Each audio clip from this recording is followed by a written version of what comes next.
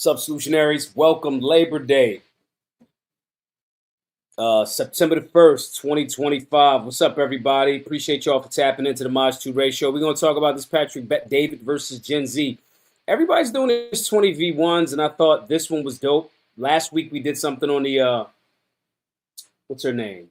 Amanda Seales did one of these with Jubilee. So we're going to go over this one. Again, y'all know the rules. Welcome to the Maj 2 ratio. Tell me where you're from, what city you in. Put it in the comments section. If you're watching on X, repost. We don't take no ads. We don't do nothing like that. We're trying to build out the show.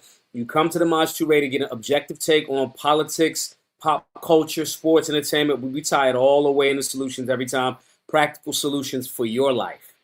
That's what we talk about. And in order to keep doing that and creating this content, share it all over the place. I don't want nobody telling me what I can or I cannot say on these platforms. So when you start taking ad revenue from companies and things like that, they get to attempt to restrict you. So if you agree with what we're talking about on the show, repost it. Some of y'all watching on X, some of y'all watching on, what's this?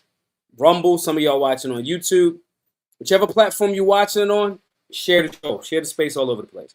So for those of y'all that aren't aware of who Patrick Bet-David is, he's an Iranian. He immigrated. His family, his father and mother, immigrated from Iran. If y'all don't know, the correct pronunciation of that is Iran, not Iran. Immigrated here from California, did all of that other stuff. What's up, Bookworm? Immigrated here. And if you haven't read his books, I have a slight back and forth DM conversation with Patrick Bet-David. I've read 2 of his books, Your Next 5 Moves and the one that comes before that. But anyway, he works hard. There's always going to, if you start making hundreds of millions of dollars or tens of millions of dollars or millions of dollars, you're going to start running into people that's going to call you a name for everything. Every few years, I get called a name. Somebody uses my past against me, and I haven't even made $10-20 million yet. I've made a few $1 million, and I've given away close to $1 million. Speaking of which, givesendgo.com/solutionary. I want everybody to support the work. It's that link right there under my name. I'm gonna put it in the chat though. I've been able to do that to strengthen the Second Amendment. Give me 1 second, y'all. Should be in the chat. Boom, that's it right there in the chat. I've been able to do that by supporting the work in the Second Amendment and really, really jumping out there and helping the people. But I haven't made tens of millions of dollars, and Patrick Bet-David has. So if you Google him, you're gonna hear stuff about, multi-level marketing and insurance. I just think insurance, he made his big bag from insurance. I personally don't like insurance. I think it's it's something that government forces you to have. But my moral positioning aside, anybody that takes a company from nothing to a small company in insurance and anything, huge shouts to Jumpin' Jack Tax in Philly. That's my guy Prince Donnell's company. When you take something like that, insurance company, and take it to being sold by one of the big players, you got to acknowledge that. I don't care what you feel about it. But anyway, that's who Patrick Bet-David is. If you want to check out his books, we got him on our Amazon book list. Anybody in here, shoot me a DM while we live, whatever, after the show, whatever. We can have a conversation. I'll get you all of the links that we're talking about because we have to make sure that this is social networking. But anyway, if you want to read his books, if you want to learn a little bit about him, I think he's very, very smart and a data-driven as it relates to business. Anyway, they place him in a 20v1 Jubilee. I've done Jubilee before. They clipped me way out of the show because I handled everybody very well. It was not like the people on the right, them faux conservatives, not all of them, because I have some respect for them. If you saw last week, we did some videos on a similar topic that Jubilee put together where Amanda Seales was up against 20 conservatives. And they were like some of the softest, non-prepared conservatives, most of them that I ever saw. In this instance, it was the same, but Patrick Bet-David's on the right. And the leftists were some of the weakest, insane, crazy. It was it was like really a slaughter. So tonight we're going to go over some of those clips. We're going to talk about some things. Now, y'all might get upset with me because I agree with some of the points that some of the weirdo-ass leftists were making, and I'll explain and elaborate what I mean by that. And I'll bring up some data and some conversations to go along with that as well. I am what you would identify as a libertarian. I am a limited government, laissez-faire, as limited government involvement as possible type of person. I do not think that the government should be involved in the massive levels of regulation and gun control and personal business and even bailing companies out. I believe the free market, let the free market decide in many instances. And so saying this to say, I know that some of you think that shit mean that I'm just going to be in alignment with the right on all of the issues. And sometimes what's being presented as a right-leaning concept, it isn't. Or sometimes things that are being presented is as if people on the right cannot, people on the right cannot have a more balanced approach to certain things. And so I'm going to go over some of this tonight. Some of y'all may get, a little bit upset with me because I understand where these leftists are coming from. I want y'all to be very clear. People on the right, people on the left are in America are still Americans. They still humans, generally. Still humans generally, okay? But still Americans in particular. If you come to the show, our job as solutionaries is to cultivate people that look at things from an objective perspective. It just so happens that the left has went so insane, so government, dependent and regulation and looking for big daddy government to control their life, that anybody that is a little bit not as much on that is painted as an extreme on the right. Okay? So when the right is packaged as something that is like we talked about all last week, they are the people that would be advocating for more federal government in cities. They started in D.C. Now they're advocating like they want federal government agencies and National Guards to go into Chicago to control the violence, as if we don't have a constitution and a system of checks and balances. And no, huge shouts to the mayor of Chicago, who I think is a clown. I think he's a 1,000% a clown. But he just created an executive order for the police to not assist and help with National Guard troops coming into Chicago. I think he did the right thing for a stupid reason. So when I say these things, some people get upset with me because it looks like they're not paying attention to what I'm saying. I'm saying I think that mayor is horrible, but I think he got this right. We should not be asking for more federal government. You should get better at engaging local policy, removing restrictions on people to keep and bear arms, as the Constitution says, the Second Amendment. And those things start to cut down on violent crime, as we're talking about Chicago. So my point here is these young people, even though their ideals are a little off, and some of these people are just crazy and stupid, I get where they're coming from. So I got some stuff up here that we're going to go over today, and I'm going to show y'all. What's up, IC? How are you? Everybody hit the like button as well. Hit the like button. Everybody smash the like button. It's a few hundred people in here.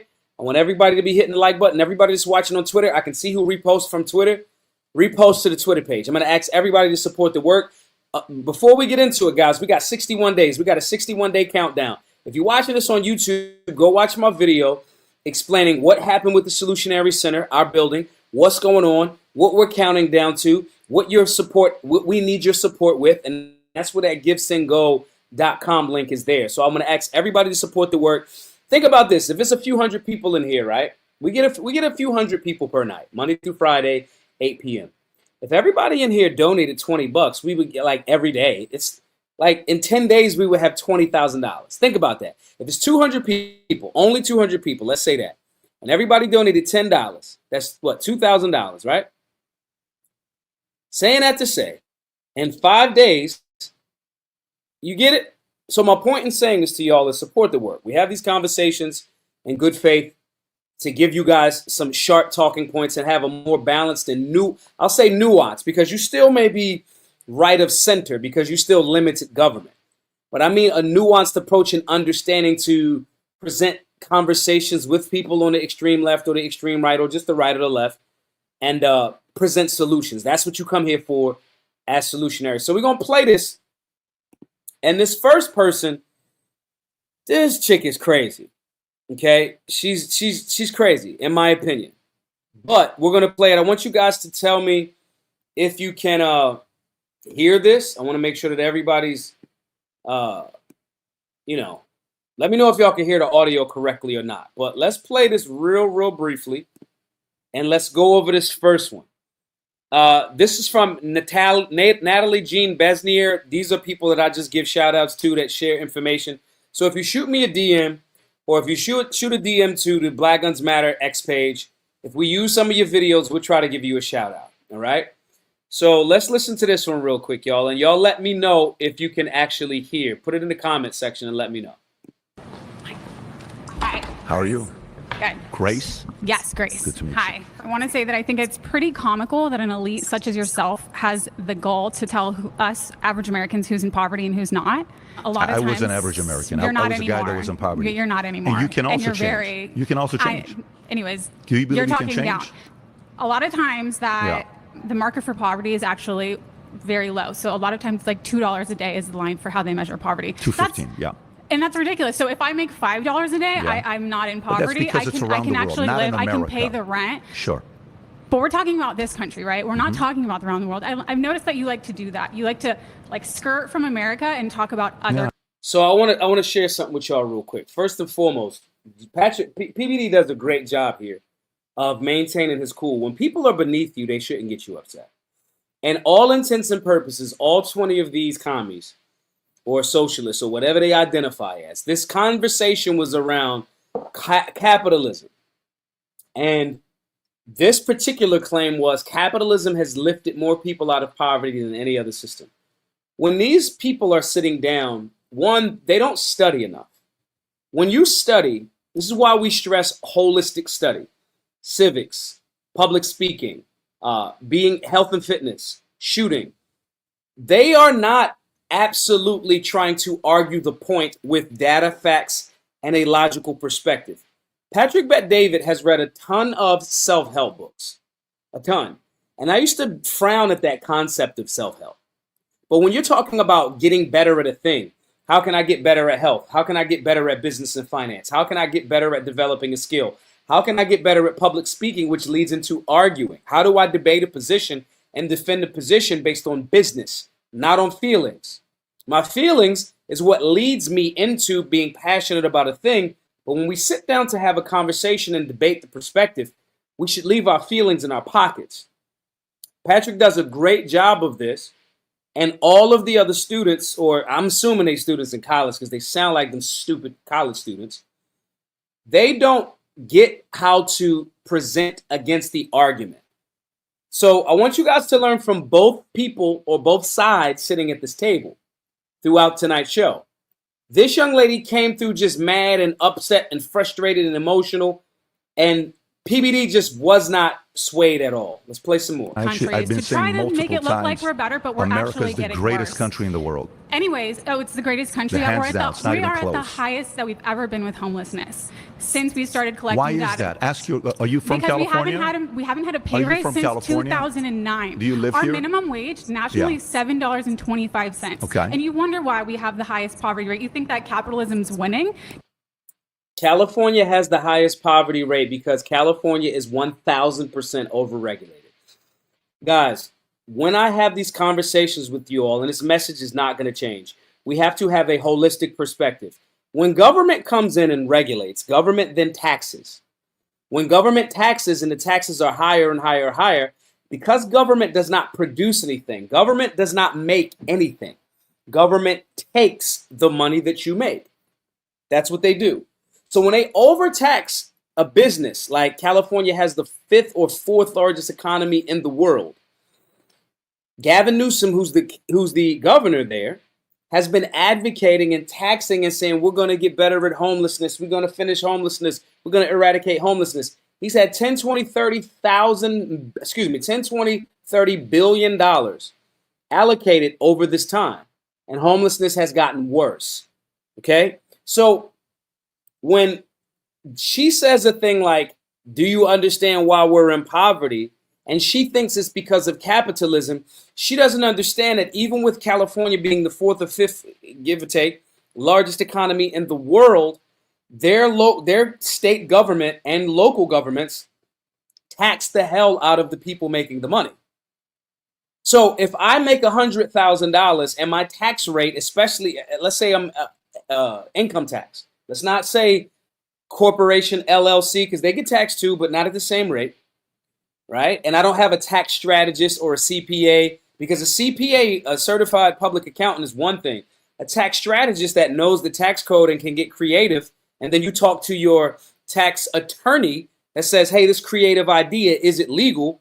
Yes, yes. And then that happens, and then you get your CPA to put that together.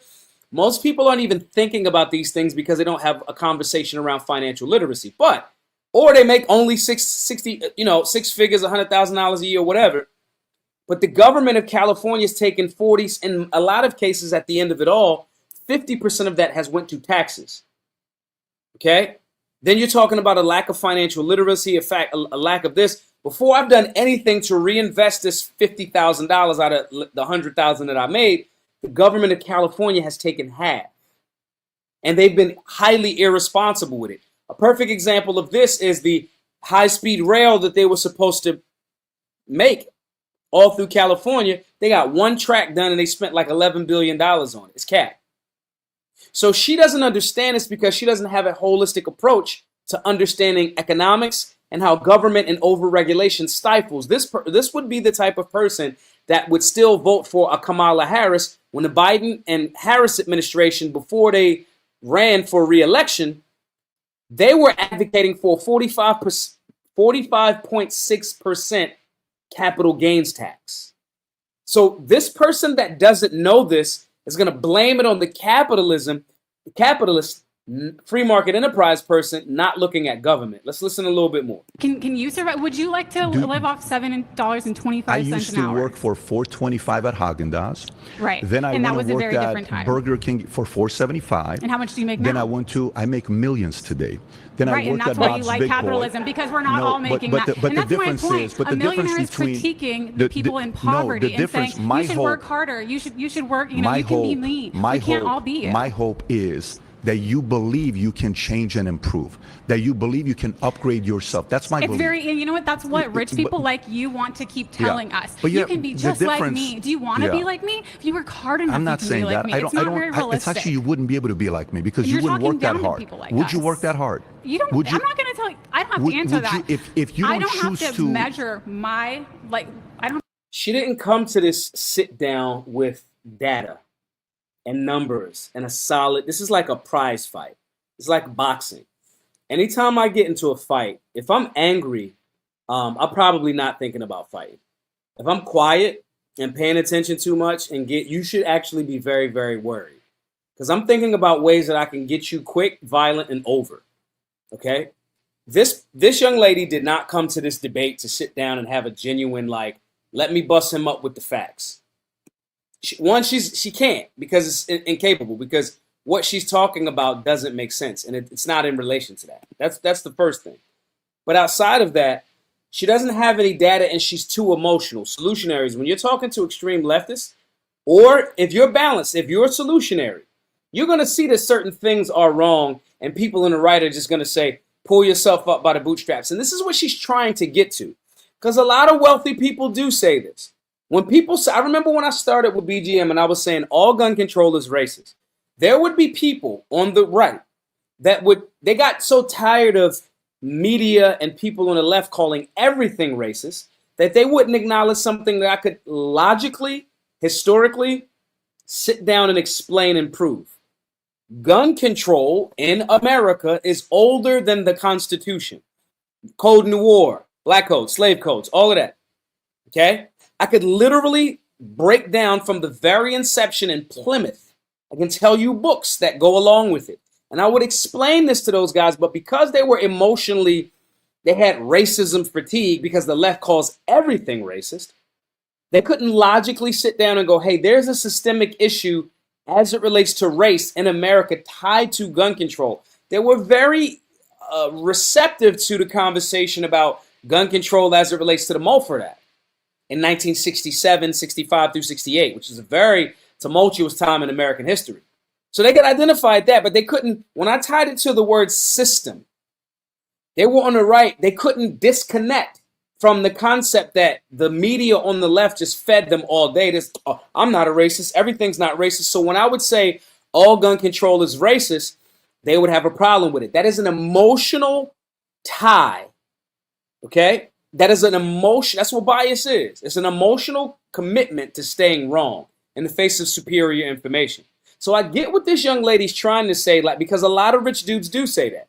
If you just pull up yourself up by the bootstraps, well, you're saying that as if there aren't systems in place to keep, now I'm not even talking about racism.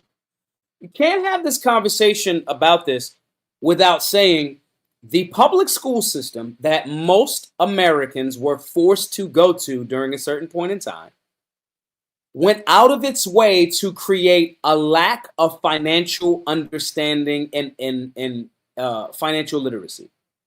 When you couple that with the system of centralized banking, this does not mean you get to be irresponsible with your money or does it absolves you of any wrongdoing financial. Ignorance of the law ain't no excuse. So I'm not saying that it doesn't stop you or preclude you from going to search this information. But when you look at it and say, Patrick Bet-David, you had to work extremely hard to even get an understanding of financial literacy. But once he does it, he goes, hey, anybody can do it. And to a certain extent, everybody can. But the more balanced approach is to acknowledge the things in the systems that are incorrect. So, for example, Patrick Bet-David sells insurance, and a lot of his money came from insurance. The reason why the insurance game is such in the world, insurance is like one of the largest, if not the biggest business in the world, because government works with insurance companies, whether that's, let's talk about homeowners insurance or renters insurance, or which you have to have renters insurance if you rent, excuse me, or car insurance. They merge with the government and force you to have that. That is not free market enterprise. So they're selling a product and making millions, billions, trillions of dollars that's traveling around because the government has forced people to participate. That is a system. Because most people will say, I don't want insurance. If I have an accident, if it's my fault, I'll get sued, I'll go to court, da-da-da. But most people don't get in accidents most of the time. My point in saying this is these lack of data points that this young lady's going to have, she's going to start to look really, really crazy because all she's doing is spewing off things that she can't get her points together. So then she goes to interrupt Patrick Bet-David. But to pretend like there's not a system, the current monetary system is a systemic problem. Centralized banking and fractional reserve banking is a fucking problem. It's wrong. It is a Ponzi scheme. It is. And the people that to this leftist point, or a lot of the leftists that will make some conversation today, their point is that system is wrong and they're right. That's why the founders of America said, do not centralize the money supply. You can't have a conversation about poverty in America and not talk about the Federal Reserve and the system and fractional banking and this and loans and debt and now the FICO score system that didn't even exist until the 1980s. And then you look at other countries that don't have that credit scoring system. This girl right here just don't know how to articulate because she don't know what the fuck she's talking about because she's focused too much on emotion. Ironically, if she focused more on study and evaluating these things properly and articulating this position, she'd walk down a rabbit hole that she would get keys to breaking the codes in the matrix. And then she would probably be more free enterprise. But she's been conditioned of all of that other shit. So let's play a little bit more. To measure my work ethic, to be worthy. You don't have to, then you can't be upset for others who do so. You can't be upset for people who are struggling. No, because they work harder than you. And that's what's wrong with capitalism, because but you go back to the that homelessness. You have to work so hard. Do you live in the state of California? I do. Okay, you said homelessness. Yes. What do you think about your Governor Newsom? What do you think about him? I don't like him. I'm a progressive. He doesn't do enough for the people. Do you know when he takes corporate money, fantastic. He takes money from people like when you. He was, he's not I've never given him money. But do you know when he first became a governor, surprise, but a lot I would of people never like give you him have. money. But when he became a governor first, from then till today, he's raised the amount of homelessness in this state by 36,000 people. Okay, you know, I don't like the guy, but he's not at fault for homelessness. People like you are. Billionaires like you are the problem. Gave him 24 billion. Taxpayers I believe it. gave I don't him like that guy. $24 billion, and he didn't do nothing with it. And it increased. Vote him out. You vote him out. You have him. It's not that. That's what I'm saying. I'm but not no, here I would to tell defend you. Newsom. You can but go. But you're not much different than him. That's all I'm saying. You're in the same class. But you're sitting here blaming a person who's changed their lives for the better. And it's their fault. My dad was. This is not the United States of Patrick Bet David. Do you know this where? This is the United States of America. I know, and I'm so grateful to be here. I'm and you so say grateful that, to but are be you here. willing to? So several times she's cut him off. She hasn't allowed him to get his point. He's maintained his position because at this point he knows she's either going to get voted out because this process on this particular episode, as more people raise their flags to talk, you get voted out. So you see that little red flag down in the bottom left corner? That flag will start to go red, right? And he knows I only got 2 minutes and 57 seconds. This girl has presented no actual argument, so I'm going to run a timeout. Let's go to Rob. Let's go to some of the comments. Guys, if you're watching in the comment section on YouTube, jump in there. If you're watching on X, repost or comment wherever. Quote, post. If you're watching on X, comment under the space. Rob brings up a good point. He says, I get the car insurance argument, but I shouldn't be responsible for repairs on my car because someone else can't afford it. You can get insurance if you want to. I'm saying when government merges and says you have to, I get you. If you don't have, peep it this way. If you didn't have car insurance, which wasn't a thing 70, 80 years ago, the mandatory thing for car insurance was not a thing 70, 80 years ago. But trying to play it like the masks during COVID. If you believe in this and you believe that you want to be protected, cool. Wear your mask. If you got your mask insurance, it's insurance for you. Don't worry about if I got my mask on. That's it.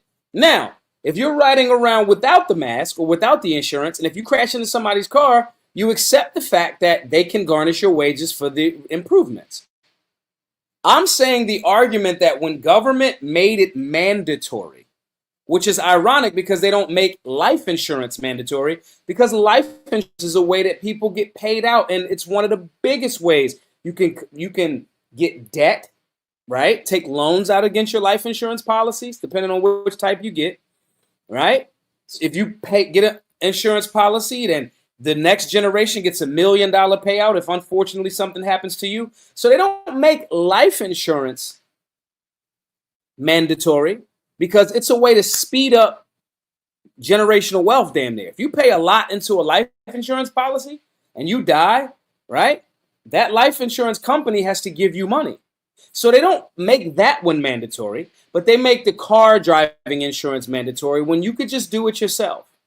Like, I'll pay because I don't want to da-da-da-da. My point in saying this is when government merges with free market enterprise, if you're willing to be in that business of we're going to sell this because the government gets a big cut, but everybody has to have it, no problem. When you get into that business, it becomes a little predatorial because the government has forced everybody to do it. That's my point in saying that. Okay? I'm not saying that the concept overall is horrible. I'm just saying that there's some problems with that system there. Going back to this young lady. She has, like, everybody can see that something's wrong in the economy right now, right? Everybody can see that things are not all the way right. Everybody can see that Subway used to have more delicious sandwiches and they was a $5 footlong, and now they like $7, $8. But to not have the conversation around how overreaching government has created this problem, as opposed to free market enterprise, that's the area that this young lady, which I'm assuming Patrick is attempting to try to share with her, but because she's so passionate and argumentative, she's not even allowing him to get that point across. Let's play a little more. Pay more taxes so that other people don't suffer? Are you willing to pay more taxes so other people don't suffer? I am so grateful to be here. I see you're skirting the question. You're not willing. My dad was a cashier in Inglewood at a 99-cent store. That's we great. had nothing. No, I don't tell you that's great. We had nothing.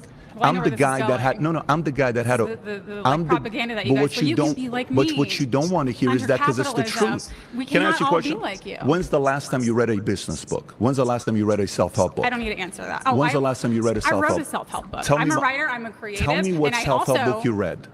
I'm not. Give me I don't one. Need to. Give me one you read. Are you willing to take one recommendation? No. You're not. Not for me. Then I can't help you. That's okay. Right. I don't need your help. I didn't come here for your help. I came here to debate you. Good. Awesome. The problem here, Solutionaries, is this is indicative of what happens on the right and what happens on the left. And what I mean by that is everybody gets entrenched into their side. They go, this is it. I'm not, this is my side. Anything else, I don't care about. This is my side, and that's that. This is a part of the reason why the founders of America did not want a party system. Some of the founders were like, don't do party systems. Because what happens is people start to argue against the other side more than what is the potential benefit or what makes more sense for all of Americans. If that makes sense.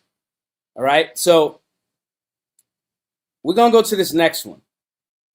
I'm gonna bring this up on screen real quick. I'm mainly mentally ill because I am. I'm going to pause this real quick so I can give a quick breakdown. When you have each side going into their silos, I am somewhat ostracized by the right and the left.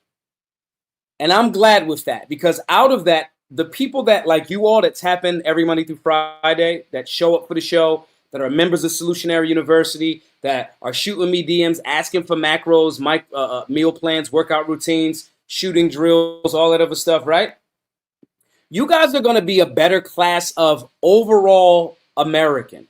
Overall human, because you're objectively looking at what's better for the individual, and that individual makes it better for their family, their neighborhood, their community, and then their city, and you make the world better from the in out. You will not be one of these people that are only arguing one position, because most of your conversation with me, especially when it's compared to the so-called extreme right or the so-called extreme left, these positions as solutionaries make more sense because it's more of a middle ground, for lack of a better term. And that's the show that I did on Jubilee, Middle Ground, where I sat down with anti-gun folks. I've done this television show before, right? The reason why they clipped me allowed a whole lot, even though we were there filming for 4 hours and all of that, and they clipped me out a lot, the reason why they did that was because I was making too much sense and neutralizing the anti-gun people because I wasn't looking at them as my enemy.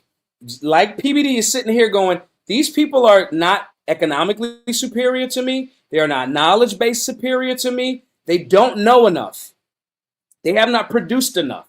They do not help enough people. They have a very limited worldview based on their collegiate media leftist propaganda tanks. And so because of that, I don't have to respond emotionally to these people. And when you, as a solutionary, are getting that, again, all day today, I've been getting, as I've been saying for the last few days, hey, that white trans shooter that shot up that school a few days ago in Minnesota, that is different than the gang violence in Chicago. Generally, the violence that happens in Chicago or Detroit or Philadelphia, it's not mass shooters. The FBI and the anti-gun agendas are now trying to shift the definition of mass shooters to fit their agenda. But ironically, some of my guys on the right want to make it about when you say, yeah, the shooters are white males in mass shootings in schools that are shooting innocents. Then they feel triggered and they go, well, there's a lot of black people that shoot. Those guys are mass shooters too. Knowing that they're different things. You're so polarized by race or Republican Democrat that you're playing into the hands. Yeah, well, the blacks, if it was black people, if we count them as mass shooters, then black people make up 60. So now you're adding to the anti-guns agenda because you are triggered by, I say, white dudes on SSRIs, drugs, are doing a lot of those mass shootings. I believe that if you gave SSRIs to a bunch of dudes in the hood, then you would have some fucking mass gun-free zone school shootings. My point is, we keep going to these silos. And we're not thinking about and talking about talking points that make sense from a balanced perspective. It is okay to say, yo, in middle class white neighborhoods, SSRIs are given to these teenagers for their transgender, da da da da. That culture is not as prevalent in black communities. So when we see that, we should identify it and start to present solutions for that. In turn, we say, hey, there's a lot of gang violence in black communities. When we see that, or robberies or whatever, when we see that, what can we do to solve that? Like giving more people respecting more people's human right to keep and bear arms. These are two different things in context. But if I go, oh, it's only the white boys that's really doing the mass shooting, ignoring the violence in the black community, or it's, yo, it's the blacks because you triggered that somebody says white dudes with SSRIs, you are playing into the silo and you're not coming up with a middle ground position to solve the violence. This is what these sides of these conversations are doing. And in this instance, I can't say the same here for Patrick Bet-David because he's actually being very objective. Why? Because he has more information, because he has more data, because he's experienced more things and has heard these arguments before. I've heard these arguments from the extreme right and the extreme left on all of these things for the last damn near 10 years. On economics, on class, on race, on gun control, on racism. The arguments is like 5 of them. Both sides run these same 5 arguments. When you want to improve, you engage both sides, give them their propers when they're right, check them respectfully when they're wrong. You'll get hate from both sides and disliked, and you'll get love from both sides and corrected. What we are as solutionaries are a group of people, a private community of more evolved thinkers that are not just going to go, I'm only agreeing with this because someone on the right said it. I'm only agreeing with this because someone on the left said it. That's not what we are as solutionary. Okay? Guys, givesingo.com/solutionary. I want everybody to support the work. If you're watching this, please, guys, make sure that you are supporting the show. Repost, copy and paste the link if you're watching on Facebook. If you're watching this on X, share it all over the place. Also, givesingo.com/solutionary is where I want everybody to support. I want everybody to support. I'm going to show these comments on the stage. Guys, comment section is there. If you're watching on YouTube, whatever, make sure you share. If you're watching on YouTube right now as well, hit the like button. It costs you $0. All right, let's go to this next young lady. We're going to play a few of these, and then I'm going to get to some of the information that I have for y'all. This one's about 1 minute and 26 seconds long. I'll pause a little bit, but this young lady kind of has the conversation. Here's the topic or the claim. If all the money in the world were divided equally, it would return to the same pockets in 5 years. Big Rob says gang shootings was added to the mass shootings talk so the left could say there's been 700 mass shootings in the first day of 2025. I'm agreeing with that. And I saw guys that usually are constitutional. Dan Holloway, I commented this on his post today because he went racial. He did. That's my guy. I fuck with him. I've done their podcast, Drinking Bros. But I get it. You get pushback for being a white dude from the left. So you start inadvertently saying shit like, well, if we counted black dudes as mass shootings and gang shootings, it's not racist to call it that. Yeah, but you're playing into the anti-guns agenda. And it's not the fucking same thing. If I am a dude that has a problem with other gangs, we might shoot it out at the school, in front of the school, and that happens to be a gun-free zone. Or we had a cookout or some shit and we get to shooting. That's not the same thing as a motherfucker, the trench coat mafia going into Parkland shooting the school up. Sometimes we forget this context because it disagrees with our frustration in the moment. Thanks, Q-Tips Gaming. Appreciate you. Everybody, make sure you subscribe to the YouTube channel, youtube.com/Maj2Ray. Everybody share this all over the place. So what happens is the FBI, gun violence prevention, Bloomberg, they advocate. They're doing the same thing with, now they're counting 18 deaths associated with firearms, including suicides and homicides, right? Including suicides. Now they're saying, oh, it's the leading cause of death in teenagers because they now added 18 and 19-year-olds, I think in the year 2023. For all intents and purposes, 18 and 19, those are adults. Now they're adding them in. In reality, what is the leading cause of death for adolescents and teenagers is drowning and car accidents. But they play these word games, and because we get so emotional, if you're a white dude, you're tired of being called a racist by the left. So you start saying racist shit because I don't care what you call me, as opposed to calming down and maintaining a fucking standard. The standard is the information articulating it. If I say, when someone says, oh, you guys are 13% of the population at per capita, blah, blah, whatever bullshit they say that's been debunked, right? If I say, okay, cool. So and this is the one that I use all of the time, when people hit me with that racism bullshit, I go, okay, well, most convicted pedophiles in America are white males. Does that mean that most white males in general are going to attempt to sexually assault a child? No, they wouldn't, because that's stupid, right?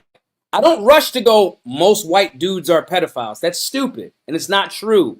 But if I was to rush to that, it would be na. They said this, so I'm going to say that. What they said was stupid, wrong, and debunked. You having an emotional reaction to it makes you start going back. The pendulum go both ways, and they both dumb. And every time the pendulum goes this way and this way, it creates more division. And who gets stronger in that division? Government. You got to have a strong mind. Y'all are tapping into my show because I'm going to give you shit that makes your mind and your body strong. When somebody goes, oh, Maju, I get it. I got it today. The bigot bucks. They call me all types of names. Cool. We're going to fundraise on it. I'm not going back and calling them racist names. And that's not my character. But that takes a certain level of mental dexterity. Do you have it? Or do you just want to look like these extreme leftists, but on the right, just emotional all over the place? You can break the pendulum swing in this system. You can break the wheel. You just got to stand on your principle. You go, I know why this knuckle dragger is being bigoted, because he's probably got it fed a steady diet of dumb shit like these leftists have. They're advocating for communism and socialism. Historically, that shit has never worked. Let's play it a little bit more. Guys, make sure you're sharing this all over the place. Let's get the likes up. Everybody hit the like button if you're watching on YouTube. I'm also mentally ill, so that was something I had to deal with. But this chick says she's mentally ill. I appreciate the honesty, because most of them won't say they're mentally ill. I appreciate it. I'm mainly mentally ill because I am disabled in a capitalist country. Tell me more about mentally ill. Who qualified you as somebody that's mentally ill? Me and my doctor team. Who convinced you that you're mentally ill? Me and my doctor team. What's the specific category of mental illness? When you ask people questions to get more information and you know that they don't have fucking answers, or their answers are stupid, they're going to get frustrated and make faces like this. Like you're the problem, because you just said you're mentally ill. What kind of illness is it? Who diagnosed you? She said, my mom and my doctor team and da-da-da-da-da. It's bullshit. It's true that y'all are crazy, but you have not been diagnosed as crazy. You've just been fed propaganda, horrible diet, don't work out, don't drink enough water, don't meditate, don't get in the sun, even though you live in California. So this is a great breakdown by PBD. You know why I asked this question? Let me explain to why I asked this question. So I don't even like the psychological industry. I don't really stand for like Sigmund Freudian politics or anything like that. I don't have access to even a result or a solution to my disability as someone with a connective tissue disorder. It's genetic. Have you been able to go to different doctors and get yourself tested? Yeah. See? You have? Yes. And in California? Yes, but not enough. Who I can't find a specialist. You can't find a specialist? I can't find a specialist. So either you're lying about not being able to find a specialist, or you have found a specialist, but you can't afford it. Is there anyone in your life that's willing to pay for a specialist? Well, they could they would if they had money, but yeah. Would you be okay if I pay for a specialist for you to go see? Yeah. Would you take money from a capitalist to help you go see specialists? I mean, yeah, sure, why not? So her theory is all the way wrong. This whole 20v1 is motherfuckers saying like capitalism is bad. And sidebar, I want everybody to stop calling it capitalism. I want you guys to understand it as free market enterprise. The term capital, and I'm again, we don't got to split hairs, but I'm just sharing with you all. The term capitalism came out of that like Marxism, type of agenda type shit. But free market enterprise, meaning the market is free to do what it does, and it's an enterprise where you get to do what you do. Free market enterprise needs little to very none government regulation. unless you violate or being deceptive with your practices or injuries based on something that you did. But let's go a little bit further, because she's agreed to take money from the free market enterprise, the evil capitalist, for something that she needs. Why hasn't socialism produced this for her? Have you go see two, do you live in California? Yeah. I'm going to have you go see two specialists, but would you also be open to seeing somebody else I choose as a psychologist that may... No. You're not. No. So you choose as a psychologist. You're choosing who gets to determine what my mental health looks like. No. Okay, then I wish you nothing but the best. So here's where it becomes tricky. Sometimes you guys have saw television shows where the husband and the wife will be having beef. And the wife says, we need to go to counseling. We need to go to counseling. We got to sit down in front of somebody. We need to go to counseling. And the husband reluctantly says, okay, whatever. We'll go to damn counseling. And they go to counseling, and the counselor is exposing to the young lady, the wife, that you're actually the problem here. He's not the problem. Now the woman doesn't want to go to counseling. This is what happens here. These people say they were self-diagnosed with whatever it is. Oh, I have this. I have that. I have this. And then generally when you start peeling back that layer of the onion and you say, yo, who diagnosed you? Where did you go? And then you start presenting questions that lead to solutions. They can't play the victim no more. So now he says, you got this problem. I'll pay for that. She cool with that. But then let me pick a psychologist to go to evaluate your mental. Oh, no. See, I can be okay with getting this thing done, but you can't take my victim mentality away from me. I can't allow you to put me on record as saying, ain't nothing wrong with you. You just fucking lazy. And again, I'm not saying that there is nothing wrong with her, but she had a visceral reaction. You want someone to pay for your thing, and there's no even exchange now, which is still a form of socialism. I'll pay for it. This is a wealth transfer. I'll pay for it, and in exchange for me paying for this, you do this. But they don't even want their own ideology. When that ideology takes away their ability to maintain the victim card. And this is super prevalent all over the place. This one is another good one, y'all. Let's do this one. To Fort Lauderdale? Ooh, man, that's Florida. Sure, why not? Would you move I'm to gonna run Fort it back. Sure, why not? How about I'm you gonna run it back. document this? How about I interview? Now, this was a very interesting conversation as well, because it looked like this guy was a little more open, a little bit more open to the conversation, a little bit more, you know what I mean? He was like really, really like dialed in. Like he was like, okay. And he wasn't as rude. He wasn't as this, that, and the third. But let's go through it. And Patrick Bet-David offers to give him a job. This guy said he tried out for like some crazy number, like 300 or 400, 500 job applications, and nobody gave him a job. Okay? Now I see Bet-David's move here. Bet-David's move here is to get this person to improve. If I can get this person a job, and then after 90 days, I see how they feel about this thing, they won't be making this argument anymore. And why are we confident in making that statement? Because anybody that's ever hustled, once you start getting money, it's going to change you for the better if your mindset set is right. Right? Don't talk to me. I've had a steak at the Savoy in London. I've eaten at, what's his name? Gordon Ramsay's restaurant. Right? That shit tastes delicious. I've had a steak from, just some regular place, a diner. Ron Swanson. This isn't a steak. Why would you call it that? Because the resources involved in a prime cut or a Wagyu aged in wine for however long, those resources make that steak, along with the chef and the capabilities, taste better. And if you're being honest, the resources make situations better as long as you have the right mindset. So if I can convince this guy to come down to Fort Lauderdale, move to Fort Lauderdale, boom, get a job. I see what PBD's doing. This guy's going to change, and this is going to strengthen the argument for free market enterprise. Let's see what happens. How about I interview you and I give you a job? Would you move to Fort Lauderdale? Ooh, man, that's Florida. Sure, why not? Would you move to Fort Lauderdale? Sure, why not? How about you and I document this? After this, you come, I do an interview with you, and I give you a job. And let's see what you do 90 days later. Okay, and I'll look up your company and all that kind of stuff, and I'll see it. But you like, see what just happened regardless, right there? But Mike, watch what you just did. Sure. You just said you applied to 477 companies who's not gotten back to you. Yeah.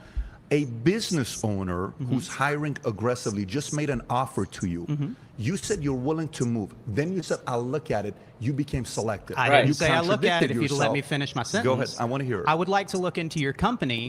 So, see, this is where they start to, now you want to get selective and arrogant. You just said damn near 500 companies didn't give you a shot. I have a company that just sold for like $250 million. Patrick Bet-David is a minority owner in the New York Yankees. So you know that has a legitimate business, right? Now he's saying, come to sunny Fort Lauderdale. Come move down here. Come work for me for 90 days. Oh, I'll look into your company. See, this is where this thing happens.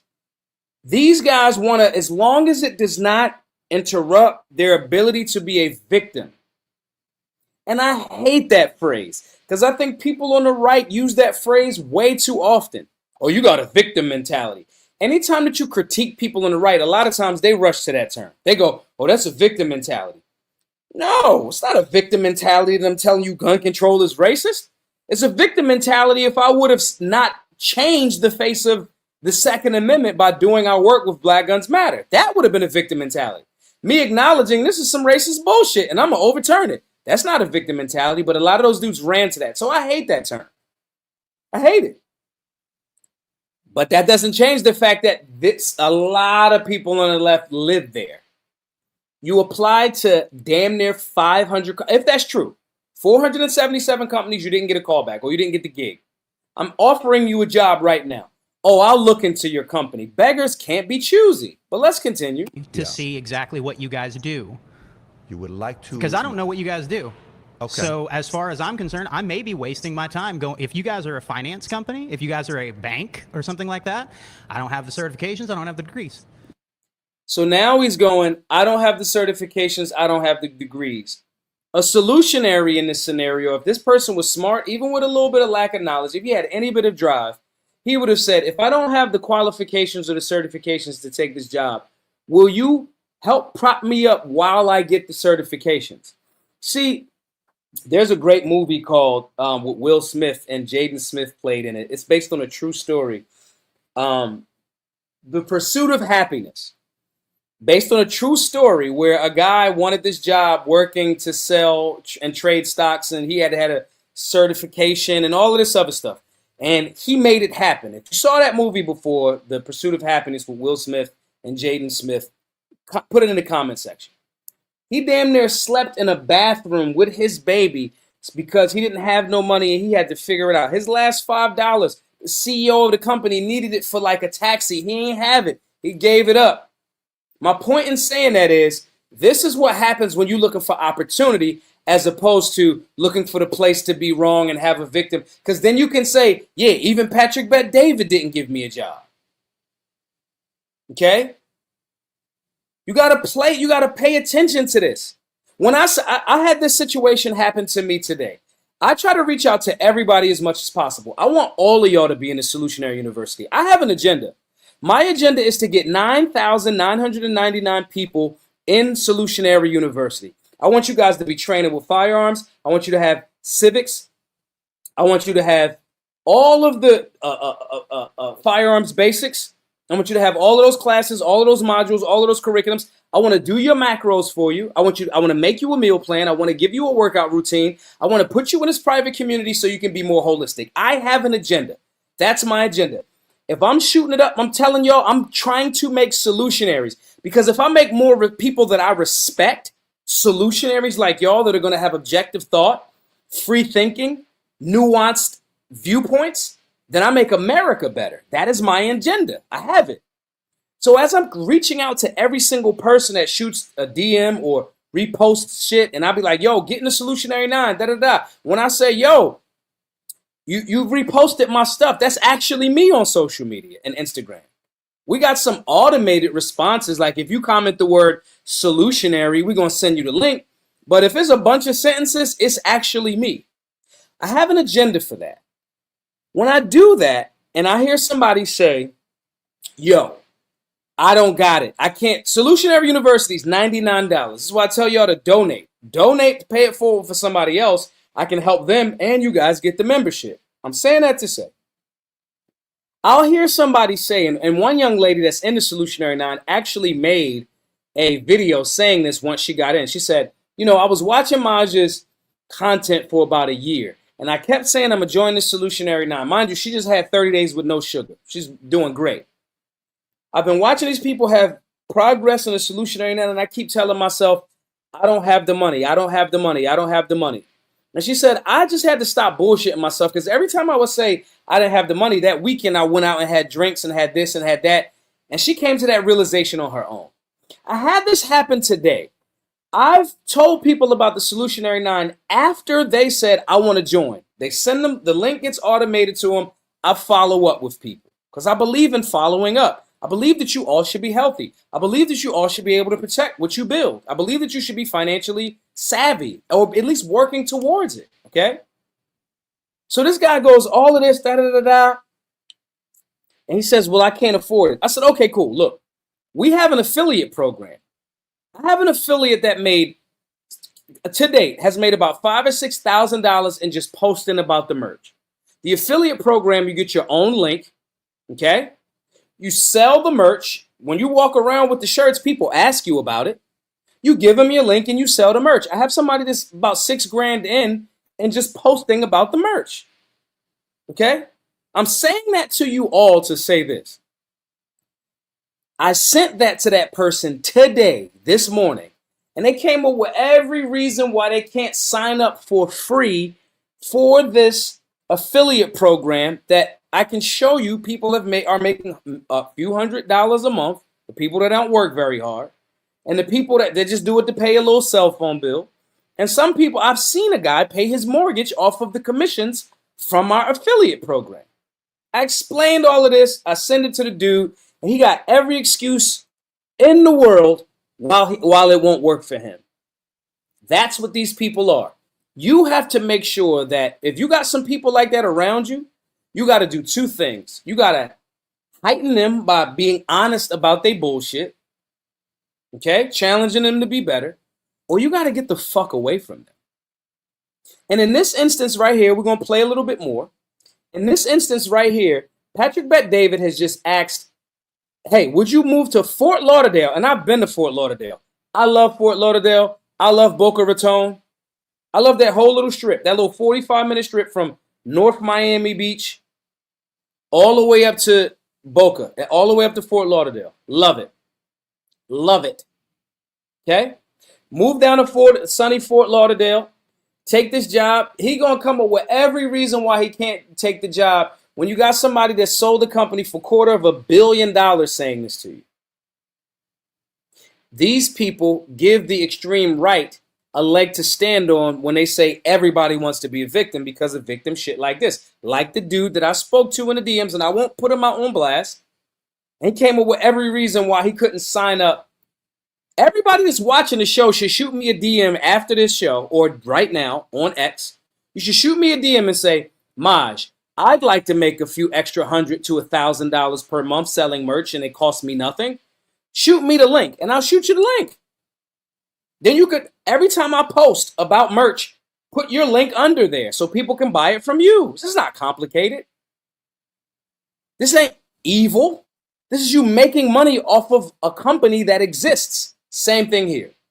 But he got every excuse in the world.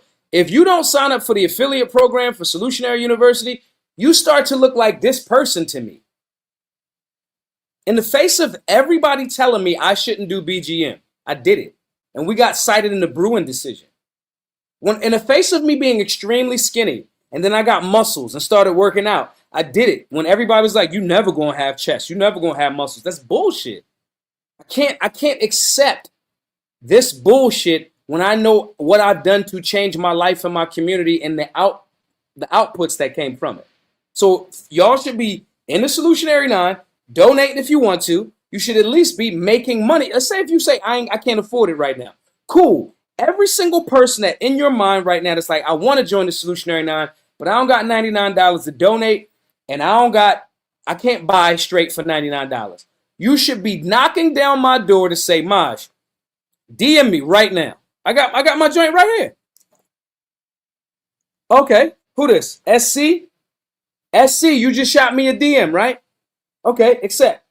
This is proof that this is me right here. This is SC. Okay?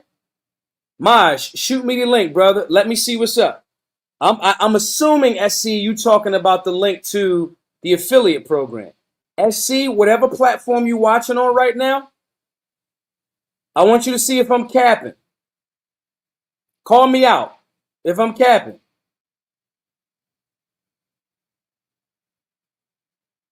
Call me out right now if I'm capping. I'm not, though.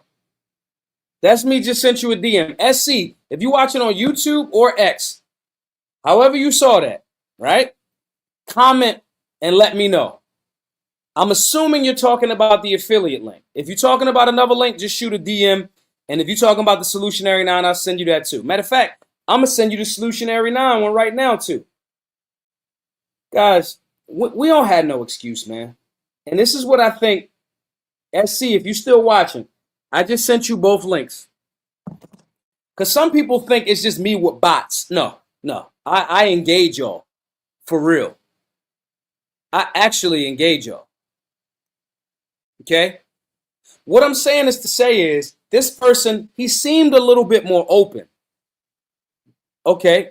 SC says, boom. Seen on X was speaking about the affiliate as you mentioned it. Cool. Boom. SC. Thanks for sharing it, brother. Appreciate you. SC, soon as you sign up for that, do it right now while I'm still doing the show, right? And you're going to send me the link that you make. Watch how fast he's able to make this link, y'all. You're going to DM me that link. I'm going to make a quick little 60-second video saying, yo, because today is the last day for our 15% off Labor Day sale. Why am I saying all of this to y'all? Because we got to help each other.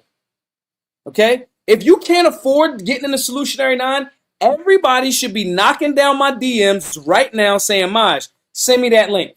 Sell $2 or $3 or $5 or $10,000 worth of merch. Take your commission and then go, okay, I paid for the Solutionary 9 out of the commissions that I got for free. As soon as you get in there, SC, I want you to shoot me the link. Your personalized link for your commissions. I'm going to make a video and then I'm going to put it in the DM and out back to your DM and I want you to repost it. My point in saying this to y'all is we ain't got no fucking excuse, man.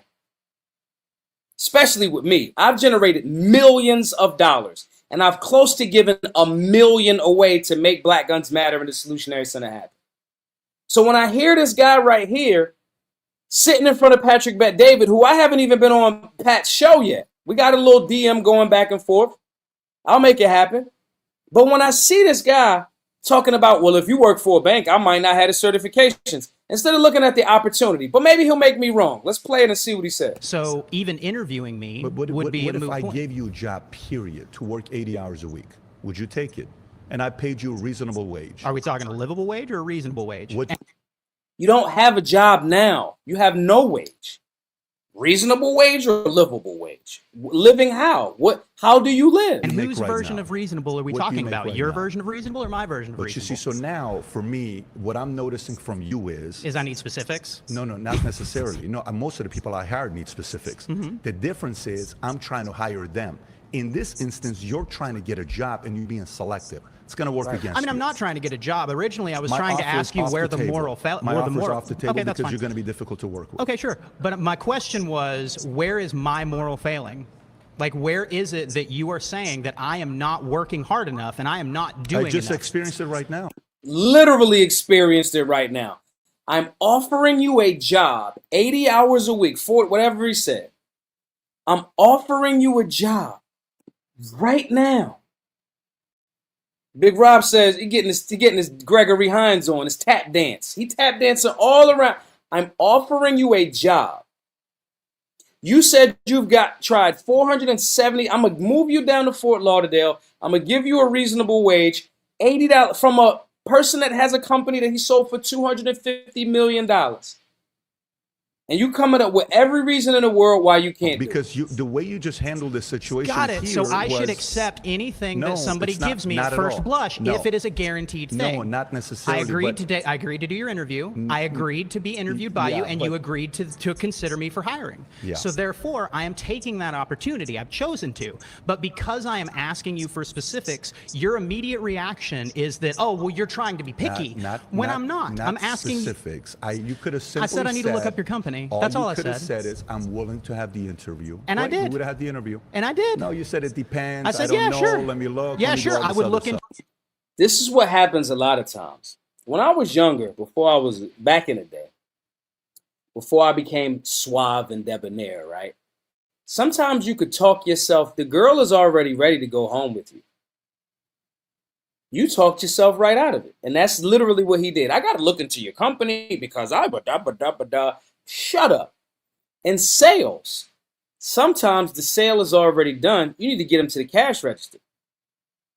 Sometimes, if I'm presenting a product, the Solutionary 9, and I know that it's good for you because I've gotten stronger, I've gotten smarter, I'm in better shape, and I'm a better shooter because of the things that I did over the last 8 or 9, maybe 8 to 12 years before I even started BGM.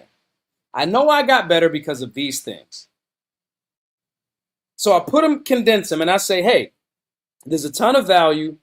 The videos are taken at your own leisure. You tap in and watching whatever you want. And then somebody wants to argue back and forth with me about $99 when I watch them in their Instagram stories throw $1,000 at the strip club, but they talking about they broke. No, you don't see opportunity. You don't see To your opportunity. company. That's all I I said. appreciate you. Thank you, James. Solutionaries. We're going to wrap up. I want to say this to y'all, man. And I think maybe we do a part 2 on this tomorrow because it's some other people that I didn't even get to. Okay? The husband says he fumbled the ball during the first and goal at the 1 yard line. Jason says these dudes got to be paid antagonists because this is lunacy. I'm telling y'all, as solutionaries, our job is to make sure that we are sharpening ourselves to defend ourselves from these types of minds and to understand these types of minds to strengthen the ones that want to improve. Okay? Also, it's our job as solutionaries to recognize when we're being a little bit of that, but just on different topics on the right. Oh, there's no such thing as systemic racism. What? There's a great book called The Color of Law that literally explains how redlining was literally doing that. And one of the redlining meaning for home ownership. You can't live here because you this color, you that, da. There were contracts and charters and banks and government work together to say you cannot sell these homes to this group of people. And what's one of the biggest indicators of generational wealth in America? Home ownership. Speaking of home ownership, before we get to that, speaking of home ownership, let's look. Let's check it out because people want to act like Maj just be saying stuff and Maj is just the U.S.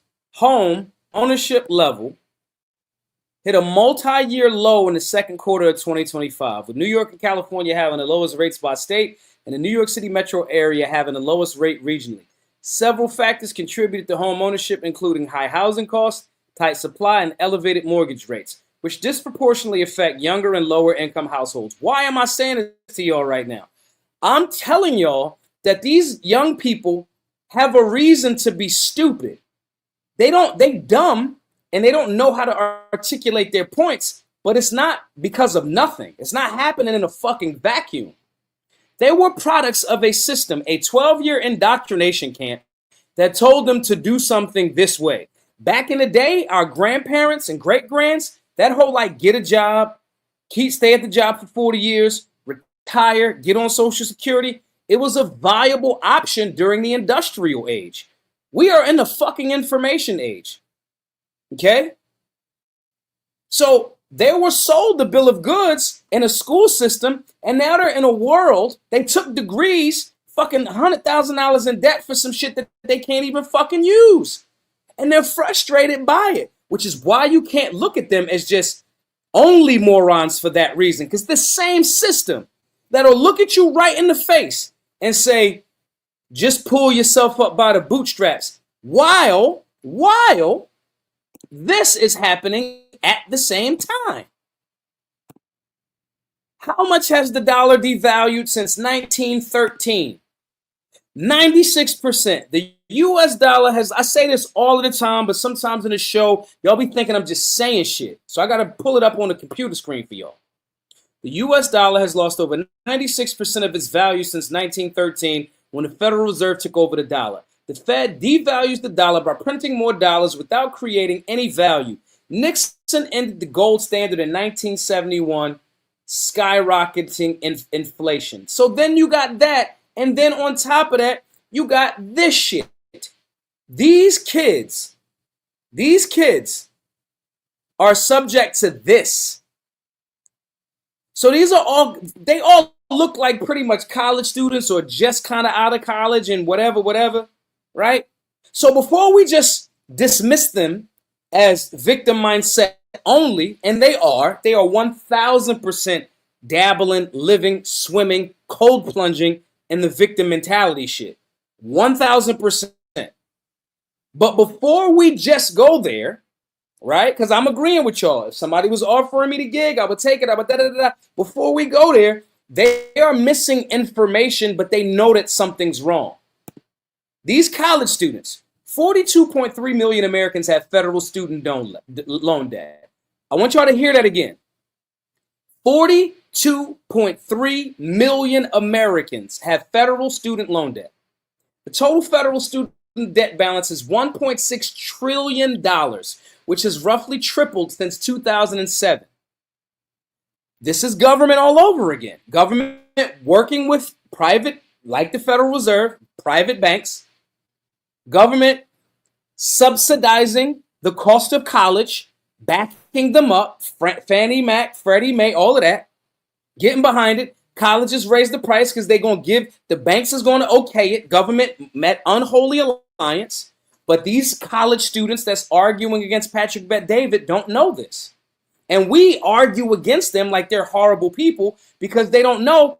They just know that something's wrong. You have to, these fellow Americans, I want y'all to understand that. These are fellow Americans. They dumb because the system made them dumb. It's designed to make people fucking dumb. They not reading this. This book, y'all don't even got this yet. I got this from Alex Hormozy like a couple of days ago. And this, they're not putting that shit in school. What are you talking about? So that's not in the school. They're retarded. They're getting on stage showing how retarded they are. You got to have the patience of Job to not yell at them because they're so stupid, but they're stupid and they're passionate because they feel they're right in the sense they're right for the wrong reasons. There's something wrong. I just showed y'all home ownership is at an all-time low. I just showed y'all the United States dollar. So when they're talking about a livable wage and this, that, they just lack the understanding to know where that actually came from. And media that's owned by them same capitalists deflect from, or those banks deflect from the Federal Reserve Bank. They go, it's the evil capitalists. And now they already mad. But they also won't discipline themselves to not get the fucking $8 Starbucks. Read this again. Including private student loans, the total student debt balance is $1.81 trillion. 30% of all U.S. adults have taken out a student loan at some point in their lives, and 40% of adults who pursued a post-secondary education are in student loan debt. 52% of federal student loan borrowers are over the age of 35. Listen to that. 52% of all of that 1.81 trillion. All of those borrowers are over the age of 35. Now let's assume that all of those 35, they went to grad school. Let's assume that. It's scarier if the vast majority of that 52% didn't go to grad school. 20% of those are over 50%. Okay? On average, black borrowers have higher student debt levels than borrowers of other races. People who attend for-profit colleges are more likely to have gone into student debt than those who attend public or private nonprofit schools. I just showed y'all home ownership. I just showed y'all college debt. And I just showed y'all the weakening of the dollar.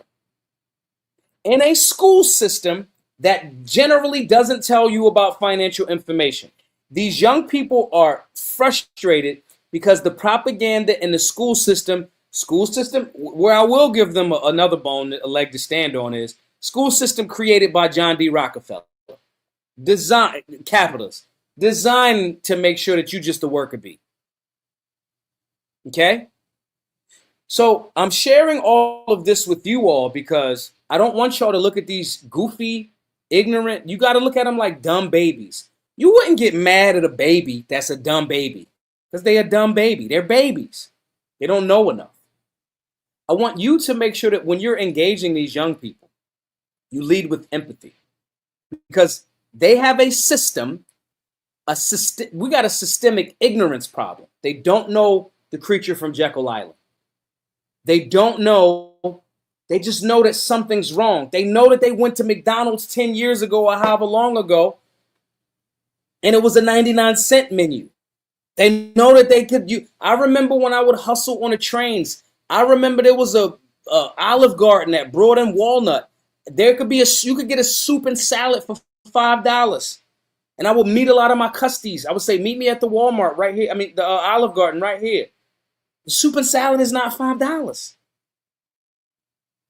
You have to, if you want to solve this, if you want to be a part of the solution, you have to understand this, understand why they're stupid. The ones open to listening and sharing the information, you got to be the example for them and turn them into people that you respect. They're this way because they don't have the information. Some of them are gone. There's nothing you can do about it. But some of them you can sit down with and you can articulate, and obviously not in a 20-verse-1 setting. Usually it's in a 1-to-1 setting when you are the example that they can look at and go, man, this guy's got his life together, and you can share information with him. That's the purpose of me telling y'all all to get in the Solutionary 9. It's the reason why I'm telling y'all to do it. Because you guys get more informed, get more sharpened, and you can articulate these positions just as sharp as I can. You're not going to be met with the same level of adverse reaction that Patrick Bet David here is tonight. You're going to be met with mostly questions, but it's your responsibility to articulate them in an empathetic, fact-based, solution-oriented way. That's what we do. That's what y'all tie into the Solutionary University for. That's what y'all tap into the Maj Toure show for every Monday through Friday. I want to thank you all for tapping in. It's an excellent book. Y'all should get it, by the way. It's called $100 Million Money Models. Got that from Alex Hormozy.